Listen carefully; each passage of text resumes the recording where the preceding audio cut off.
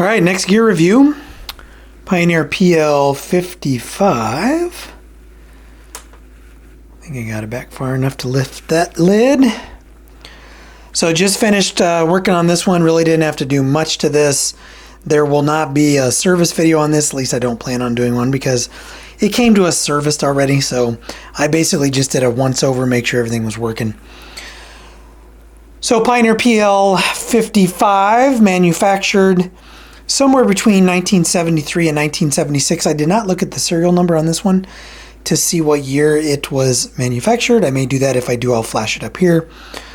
This is a manual direct drive turntable. It's a large turntable, 19.5 by 7.5 by 16.5, and it weighs a whopping 25 pounds, which is pretty heavy. So in terms of this series, so I could not find a lot of information specific to the 55. There's a lot of information out there about the 51 and the 57 and the 45. And I did find some information about the 55 variants, like the X and the DX. But of all the online catalogs that I went through, I could not find one image of the PL55 in a catalog, which I thought was interesting. So I don't know if this is some kind of transitional model, if this was, I don't know where this fell in lineup. To me it seems like, and it feels like it would be probably a middle of the pack type turntable. I think if you went along all of the products, right, all of the turntables in their different series, you'd be kind of starting with a PL10, then a 12D, then a 15D. Then I think in the middle would be the PLA45, the 55 variations, or maybe the 51A with the 55s, and then the 61 and the 71 would have been considered top of line. So, looking at the turntable, it's a big, beefy turntable. It's gigantic. It has this split plinth where you have a veneer. This is vinyl veneer, and then like I think it's plastic. I don't know if I think that's maybe metal. Yeah, I think it might be metal. Right, so big plinth, large footprint, shares a lot of the same design elements of the 45, the 51, the 71.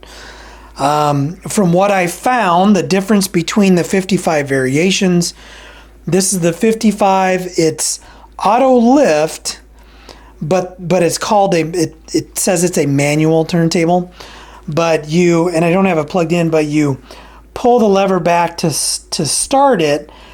The tone arm is up. You move it in position. You put it down. When it plays out to the end and gets to the run out groove on the record, it pops up. So it's not an auto return or an automatic turntable. It's an auto lift. The 55X, it says that it is an auto return. Now notice how this has a strobe marking but no strobe light. So you have to have like a fluorescent bulb or something to see the strobe markings to see if the speed is good. Luckily on my bench I have one, so I had to work to see it, but I was able to see it to adjust the speed or the pitch controls. The 55X, it has a strobe. It's auto return. From what I found, the 55DX is quad capable. At least that's how it was marketed from what I could tell. And then it has an auto return as well as the strobe, right? So no strobe on this one, but strobe on the 55X and DX. It's direct drive, so no belt. There could be a couple of different motors, either within like the 55 series, and when I say series, I'm talking about all three different variations. Or maybe there were two different motors just for this model. I saw references to two different motors. I don't know if that's true or not, but that's what I found online. So you may have a couple of different motors you're dealing with. Like I said, the operation is manual, no strobe to help out. It does have pitch controls though. So you select speed by hitting one of these buttons, right?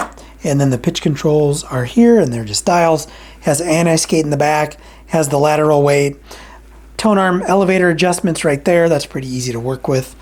I put a what is supposed to be, supposedly, an Audio-Technica 3600L on here as the stylus.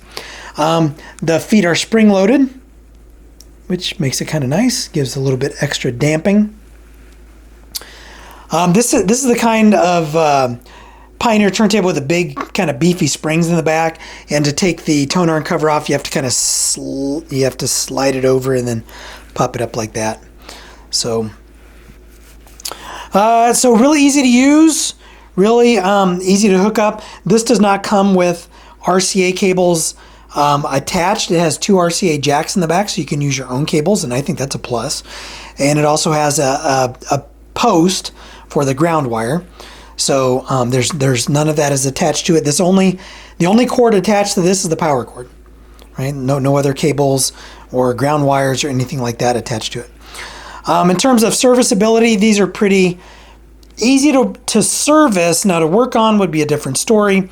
Not a lot of people are going to work on these, but to service this, to pop the platter off and to lube the spindle and to get deoxid into the controls, pretty easy on this one.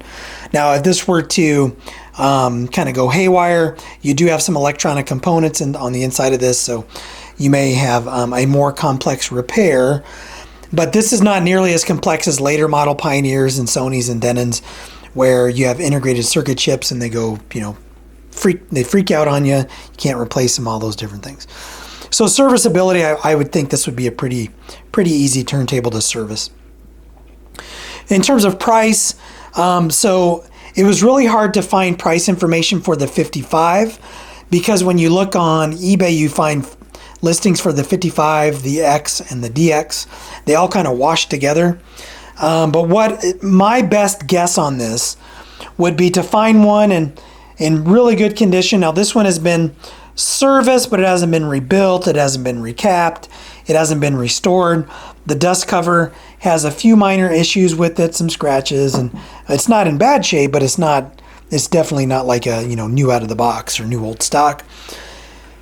To get one like that's been completely gone through, completely redone, you're looking at $400 or more is what I would guess. 55 DXs can go for more than that, 55Xs can go for more than that. I would say to get one in working condition, so like this, you're looking. Sorry about that, phone rang. So, one like this in this condition, $300. To get one for parts, they go for less than $200, but you don't know what you're getting, what you're missing, what you're going to have to fix on it. You may not have a dust cover. You may not have a platter.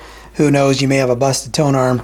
But I'm thinking $200, less than $200 for parts, $300 for one that you can run. Like this is probably a $300 to $350, and then $400 or more, right? Probably more than $400 for one that's been restored. So nice turntable, big though, not my thing. I had a PLA 45D for a while.